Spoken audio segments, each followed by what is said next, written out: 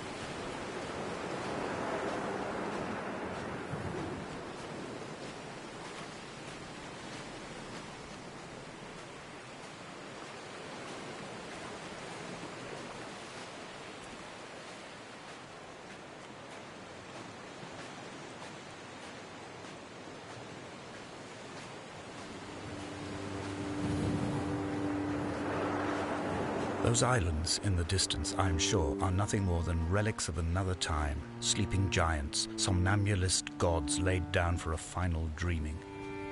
I wash the sand from my lips and grip my wrist ever more tightly. My shaking arms will not support my fading diaries.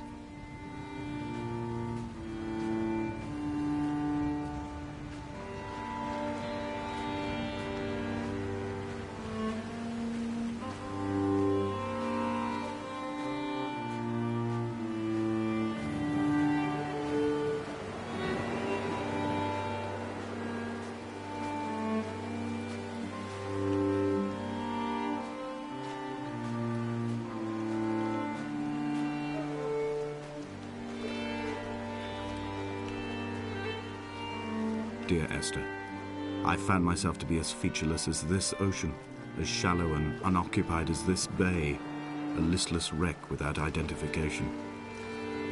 My rocks are these bones, and a careful fence to keep the precipice at bay. Shot through me caves, my forehead a mount. This aerial will transmit into me so. All overexposed, the nervous system, where Donnelly's boots and yours and mine still trample. I will carry a torch for you. I will leave it at the foot of my headstone. You will need it for the tunnels that carry me under.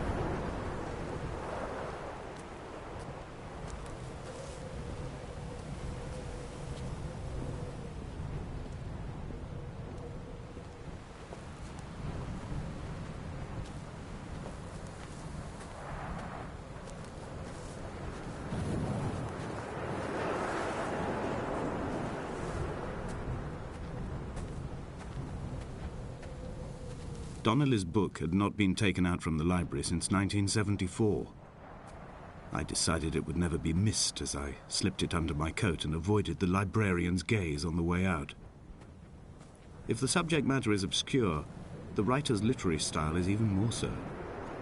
It is not the text of a stable or trustworthy reporter. Perhaps it is fitting that my only companion in these last days should be a stolen book written by a dying man.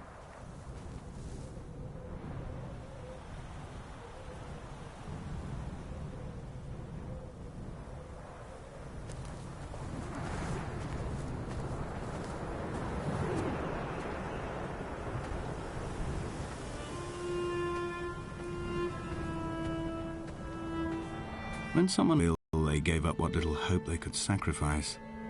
They cut parallel lines into the cliff, exposing the white chalk beneath. You could see them from the mainland or the fishing boats, and know to send aid or impose a cordon of protection, and wait a generation until whatever pestilence stalked the cliff paths died along with its hosts. My lines are just for this, to keep any would-be rescuers at bay. The infection is not simply of the flesh.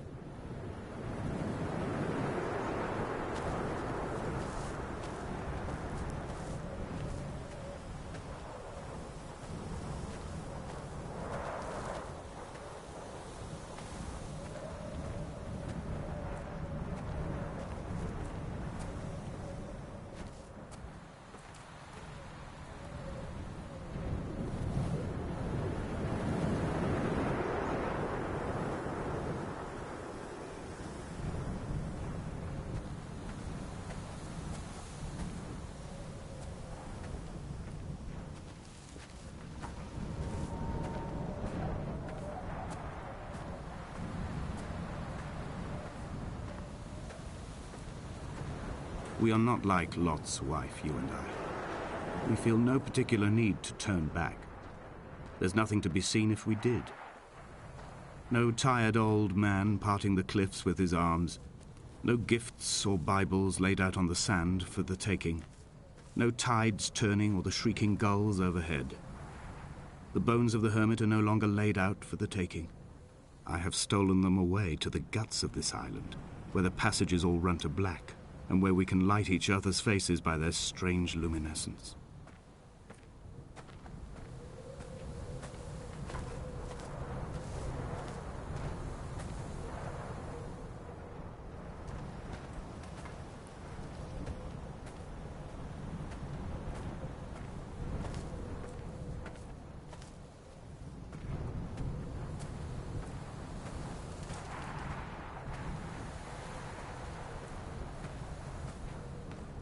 Dear Esther, I met Paul.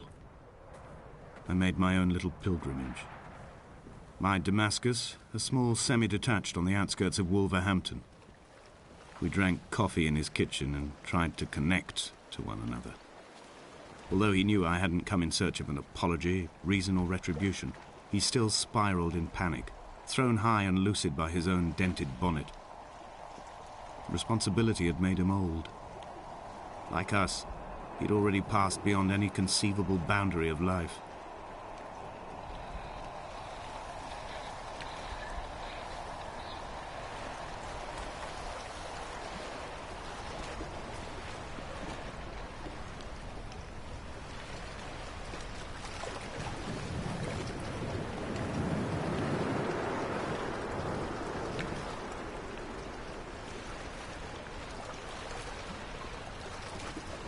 I find myself increasingly unable to find that point where the hermit ends and Paul and I begin. We are woven into a sodden blanket, stuffed into the bottom of a boat to stop the leak and hold back the ocean. My neck aches from staring up at the aerial.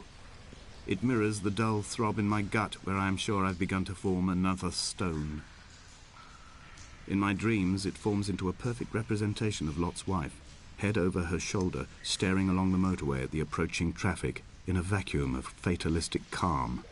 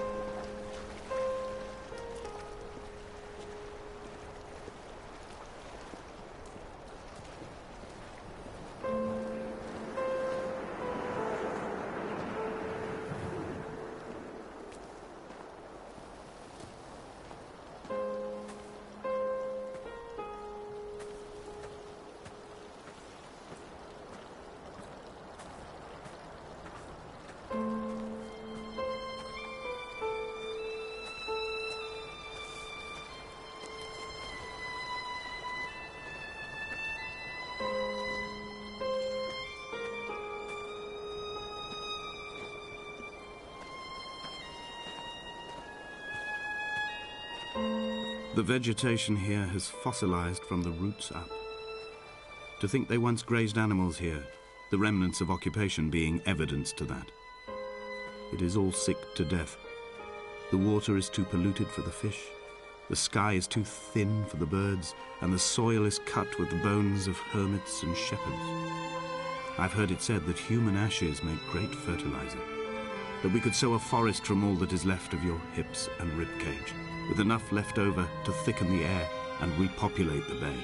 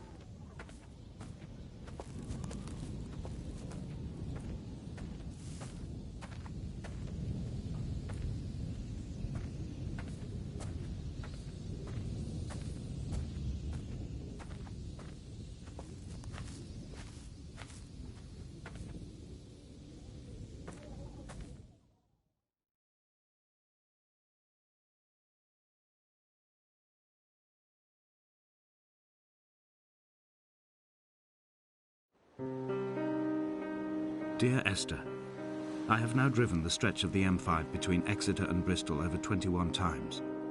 But although I have all the reports and all the witnesses and have cross-referenced them within a millimetre using my Ordnance Survey maps, I simply cannot find the location. You'd think there would be marks to serve as some evidence. It's somewhere between the turn-off for Sanford and the welcome brake services. But although I can always see it in my rear-view mirror, I have as yet been unable to pull ashore.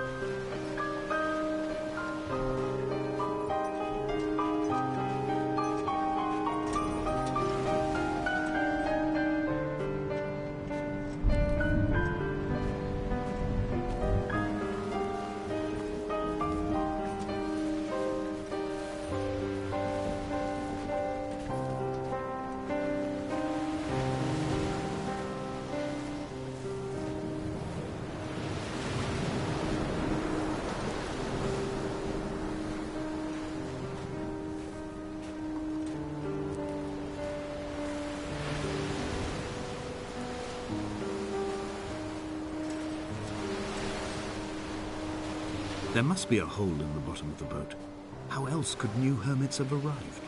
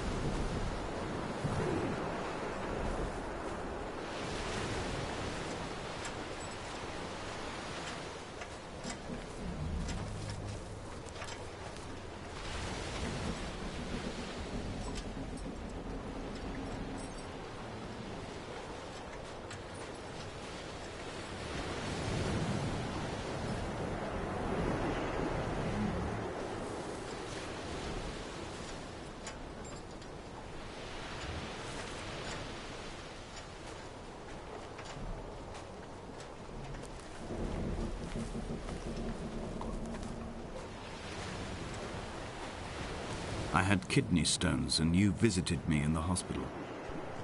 After the operation, when I was still half submerged in anesthetic, your outline and your speech both blurred. Now my stones have grown into an island and made their escape, and you have been rendered.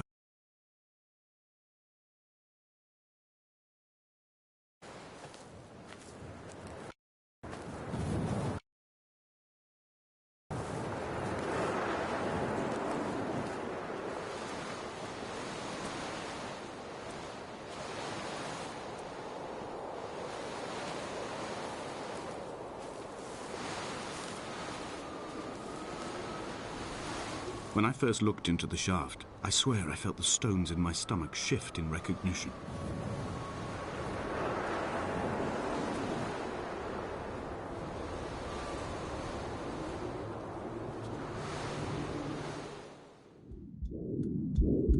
Come back.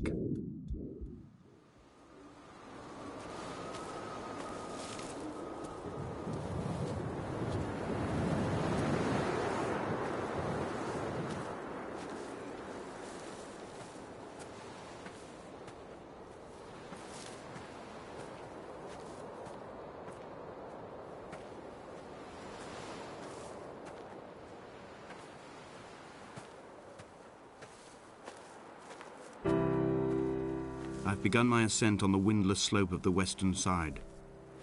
The setting sun was an inflamed eye squeezing shut against the light shone in by the doctors.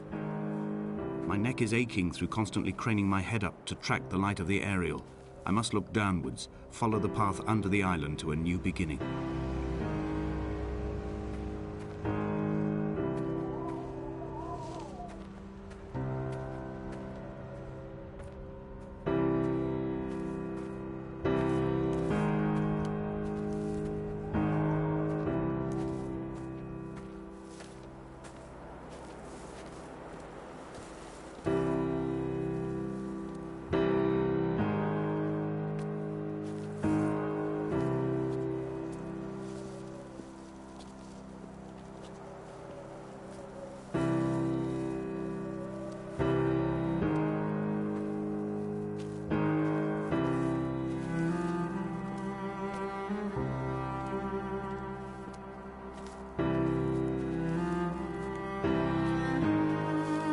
The bothy was constructed originally in the early 1700s. By then, shepherding had formalized into a career. The first habitual shepherd was a man called Jakobsen, from a lineage of migratory Scandinavians. He was not considered a man of breeding by the mainlanders. He came here every summer whilst building the bothy, hoping eventually that becoming a man of property would secure him a wife and a lineage. Donnelly records that it did not work. He caught some disease from his malcontented goats and died 2 years after completing it. There was no one to carve white lines into the cliff for him either.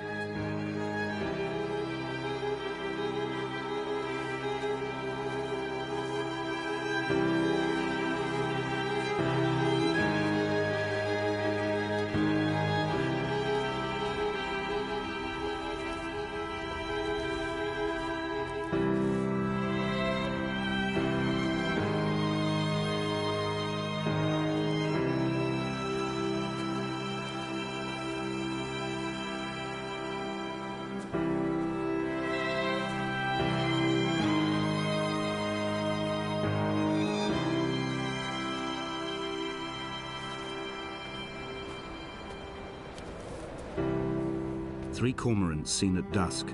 They did not land. This house built of stone, built by a long-dead shepherd. Contents: my camp bed, a stove, a table, chairs, my clothes, my books. The caves that score out the belly of this island, leaving it famished. My limbs and belly famished. This skin, these organs, this failing eyesight. When the battery runs out in my torch, I will descend into the caves and follow only the phosphorescence home.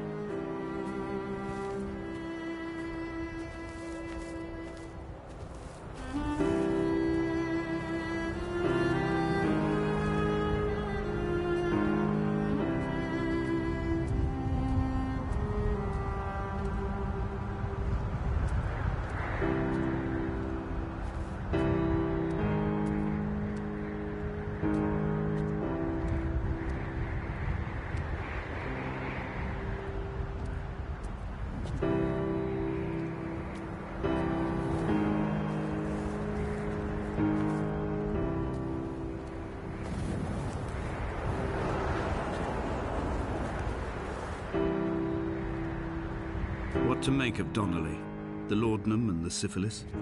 It is clearly not how he began, but I've been unable to discover if the former was a result of his visiting the island or the force that drove him here. For the syphilis, a drunk driver smashing his insides into a pulp as he stumbled these paths, I can only offer my empathy. We're all victims of our age. My disease is the internal combustion engine and the cheap fermentation of yeast.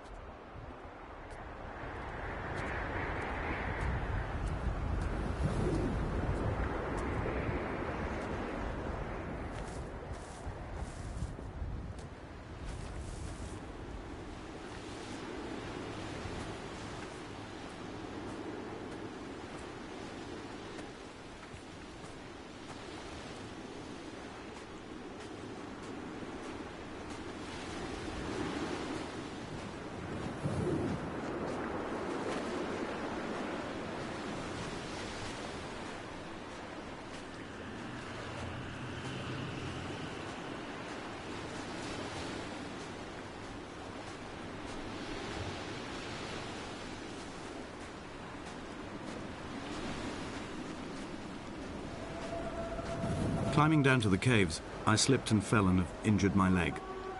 I think the femur is broken. It is clearly infected. The skin has turned a bright, tight pink, and the pain is crashing in on waves, winter tides against my shoreline, drowning out the ache of my stones. I struggled back to the bothy to rest, but it has become clear that there is only one way this is likely to end. The medical supplies I looted from the trawler have suddenly found their purpose. They will keep me lucid for my final ascent.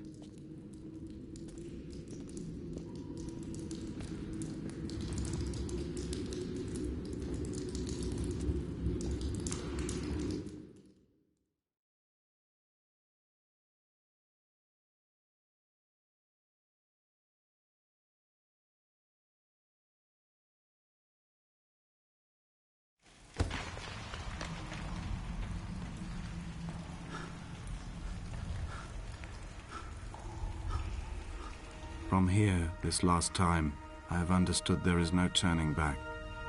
The torch is failing along with my resolve. I can hear the singing of the sea creatures from the passages above me, and they are promising the return of the gulls.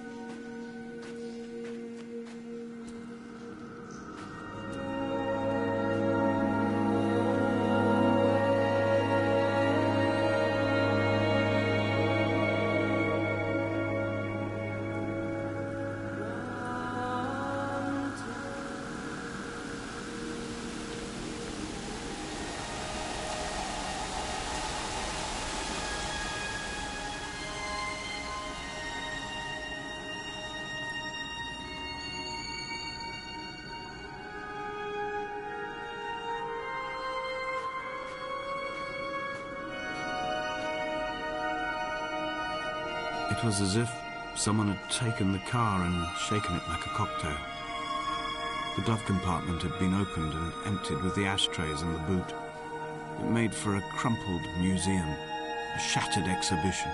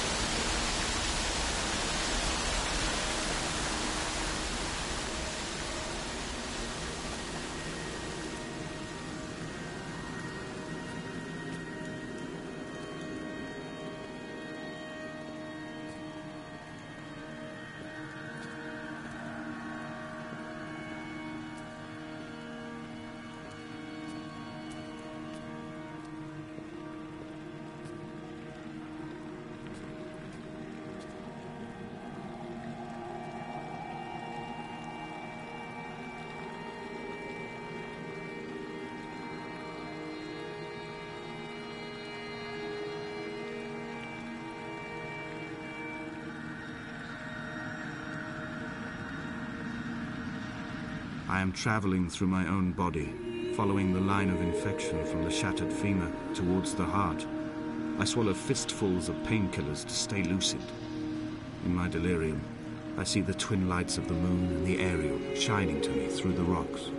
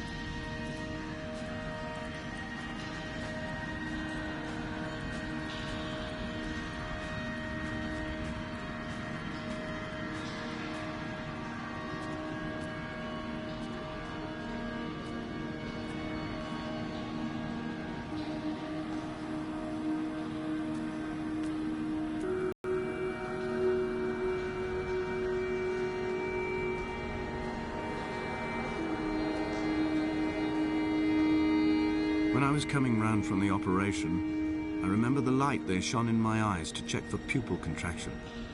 It was like staring up at a moonlit sky from the bottom of a well. People moved at the summit, but I could not tell if you were one of them.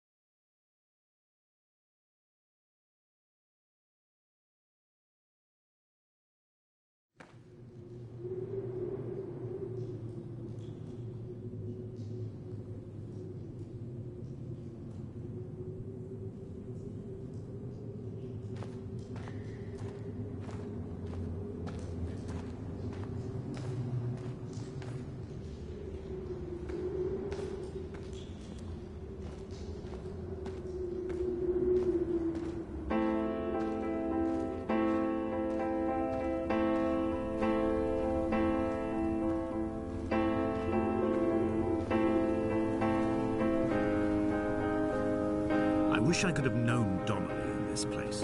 We would have had so much to debate. Did he paint these stones or did I? Who left the pots in the hut by the jetty? Who formed the museum under the sea? Who fell silently to his death into the frozen waters? Who erected this godforsaken aerial in the first place? Did this whole island rise to the surface of my stomach, forcing the gulls to take flight?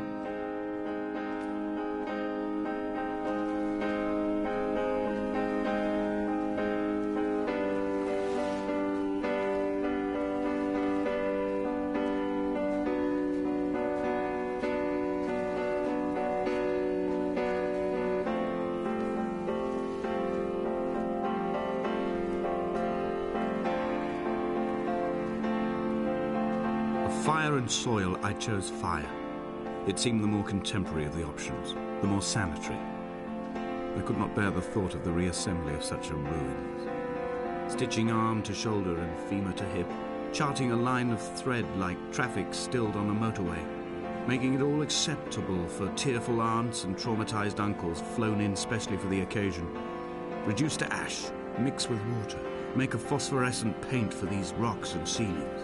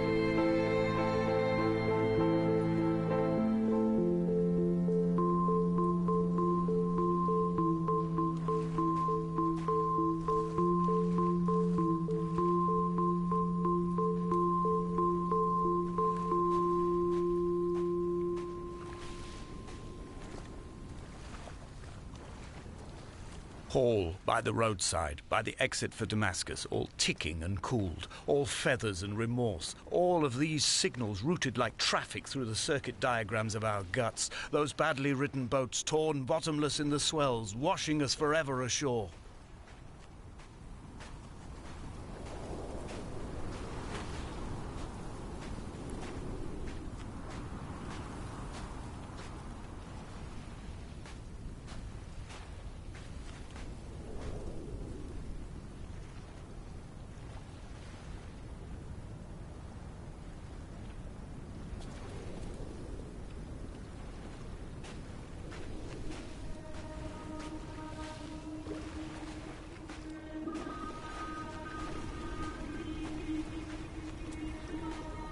From here, I can see my armada.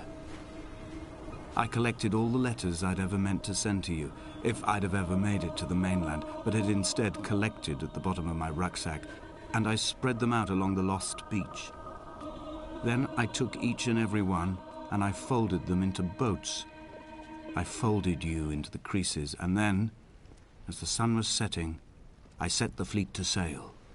Shattered into 21 pieces, I consigned you to the Atlantic, and I sat here until I'd watched all of you sink.